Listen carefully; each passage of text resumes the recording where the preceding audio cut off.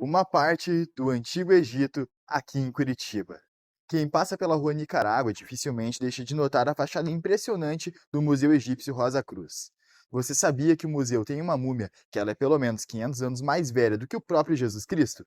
Meu nome é Alex Machado e eu te convido a se inscrever no meu canal, seguir meu perfil e no vídeo de hoje eu vou te contar um pouco sobre o Museu Egípcio de Curitiba.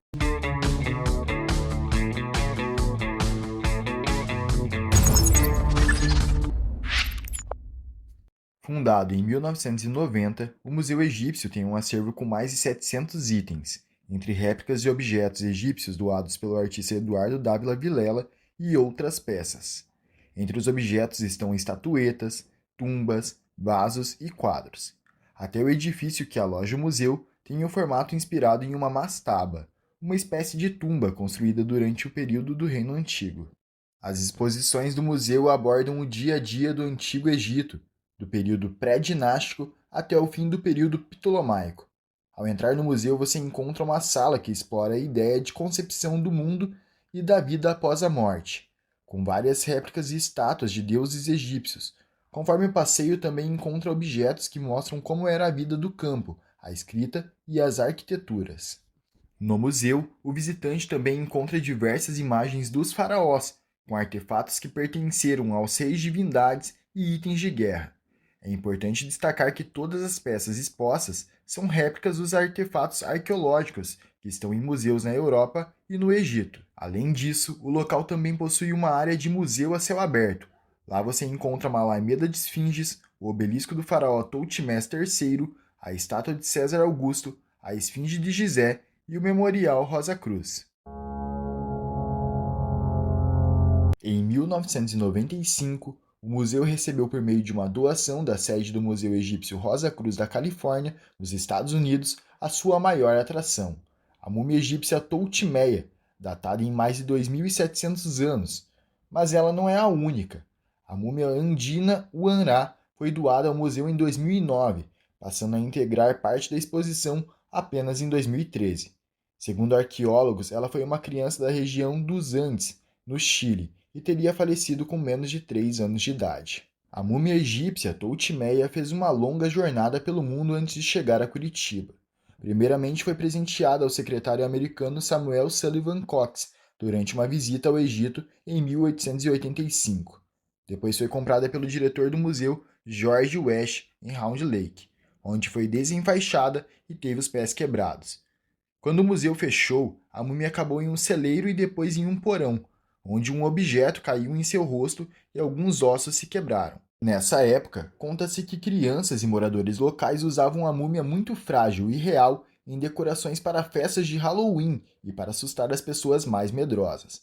Finalmente, em 1897, Toutmeia foi adquirida pelo Museu Rosa Cruz de São José, na Califórnia, antes de ser levada para o Brasil quase 100 anos depois. Embora já tenha sido muito estudada, a origem dela ainda não é certa. O que os pesquisadores sabem é que ela não pertencia à nobreza, provavelmente sendo uma musicista ou cantora. De acordo com uma das fontes escritas consultadas pelo museu, datada de 1888, há uma inscrição no Atal de Toutmeia, que menciona seu serviço dedicado à deusa Ísis. É muito provável que ela tenha atuado como cantora ou musicista em um santuário dedicado à deusa. Como não se sabe o nome verdadeiro, Toutmeia recebeu esse apelido por um dos seus antigos donos, um senhor chamado Fahar, em 1888, como uma homenagem aos faraós Toutmés que governaram o Egito durante a 18ª dinastia, entre os anos de 1504 e 1425 a.C. Atualmente, a múmia está em uma câmara inspirada nas tumbas da 18ª dinastia egípcia. A sala tem uma iluminação especial e as paredes são cobertas por pinturas com imagens relacionadas à crença na vida após a morte. O processo de mumificação era um processo um tanto complexo, né? Ele durava em torno de 70 dias, né? Inicialmente, após a morte ali do indivíduo, do faraó, era aberto o corpo, retirado órgãos, né, como os intestinos, o estômago, o coração e os rins. Esses órgãos iam para vasos específicos, né, que nós temos aqui no museu algumas réplicas deles, chamados vasos canópicos. Eles eram mumificados e guardados dentro desses vasos.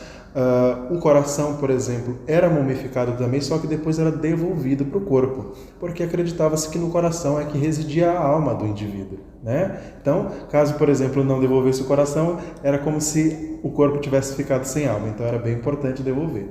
Já o corpo, ele era coberto por um mineral chamado natrão, e o natrão, ele é rico em sódio, ou seja, ele tem bastante sal na sua composição. Então, basicamente, o corpo era salgado e isso impedia que ele entrasse em processo de decomposição, né? A gente sempre aqui com os grupos escolares no museu sempre faz a seguinte comparação. Se lembram da carne moída do charque, né? Carne moída não, da carne seca do charque, né? É uma carne que fica fora da geladeira e não apodrece, porque ela passou pelo processo de salgamento. É a mesma coisa, é uma múmia. E não somente isso, essa é a parte técnica, né? Ao longo dos 70 dias, eles também faziam uma série de orações, rezas, magias, né? Também passavam óleos aromáticos, ungüentos, depois vinha o processo de enfaixar, enfim, tudo isso ao longo dos 70 dias ali. Entendi. E como que é a preservação da múmia hoje no museu? Tem uma temperatura certa para ela estar ali? Como que funciona? Tá. Hoje o museu ele tem uma série de medidas, né, com relação à preservação das múmias, né? Então assim, nós temos em cima da nossa múmia principal, que é a Tutimeia, a múmia egípcia, há um ar-condicionado, ele sempre está a 22 graus, que é a temperatura correta, né? E não somente isso, né? Na sala das múmias, tem iluminação, logicamente, mas se o visitante perceber, ele vai ver que nenhuma das luzes incide diretamente sobre ela, né? Então ele está sempre jogando para as paredes para evitar não causar algo que nós chamamos de fotodegradação. Tem também uma outra medida, ela está dentro de uma caixa de vidro, né? E essa caixa de vidro tem um aparelho dentro que mede ali a questão da umidade. E uma outra medida que também está dentro da própria caixa de vidro é uma espécie de sal, se o visitante olhar pelo lado ele consegue ver, uma espécie de cristais azuis. Aquilo ali na verdade é gel sílica, e o gel sílica ele protege contra o mofo. Então basicamente são essas medidas aí que a gente toma. E a Toltimeia, ela é a única do Brasil ou tem outras? Atualmente sim, né? Infelizmente, né, é doído dizer como historiador, anteriormente nós tínhamos no Brasil, no Museu Egípcio, múmias de fato egípcias, e no Museu Nacional, só que em 2018 o Museu Nacional, né, pegou fogo e acabou se perdendo as múmias do Museu Nacional. Hoje o Museu Egípcio é o único local aí que tem uma múmia de fato verdadeira, né, egípcia, e isso é uma grande responsabilidade para nós, né? Então, tem pessoas que vêm bastante longe aí para ver as nossas múmias, até de outros estados. Inaugurado em 2019 com peças trazidas diretamente do Egito, o Museu O Rei Menino de Ouro, Tutankhamon, é dedicado ao faraó Tutankhamon. O espaço possui 2 andares e exibe réplicas de peças encontradas na tumba do faraó. Tutankhamon assumiu o trono de faraó com apenas 9 anos de idade. Sua vida também foi muito curta, já que ele viveu entre os anos de 1336 e 1327 a.C. Ou seja, o faraó mais jovem que já governou o Egito Antigo morreu com apenas 19 anos de idade. Certamente, Tutankhamon ele é um dos monarcas egípcios mais famosos, pois a sua tumba foi descoberta no século XX, mais precisamente no ano de 1922. E mesmo após quase 3.000 anos, a sua tumba estava praticamente intacta. Uma curiosidade é que durante a escavação da tumba de Tutankhamon, alguns trabalhadores da equipe morreram de forma inesperada. Criou-se então a lenda da maldição do faraó. Porém, verificou-se depois que algumas pessoas haviam morrido após ter respirado fungos mortais que estavam concentrados dentro da pirâmide. Quando finalmente chegaram à tumba de Tutankhamon, encontraram diversos objetos curiosos, como jogos de tabuleiro, sandálias de ouro, adaga feita com meteorito, trono de ouro, carruagem de ouro, entre outros itens. E a réplica deles estão todas no museu e com certeza é uma história que vale muito a pena conhecer. E se você não tem como conhecer o local pessoalmente, o site oficial do museu conta com um tour virtual, que é bem legal de se fazer. Gostou de conhecer sobre o Museu Egípcio de Curitiba? Certamente, se você ainda não conhece, é um lugar que vale muito a pena conhecer e aprender um pouco mais sobre o Antigo Egito.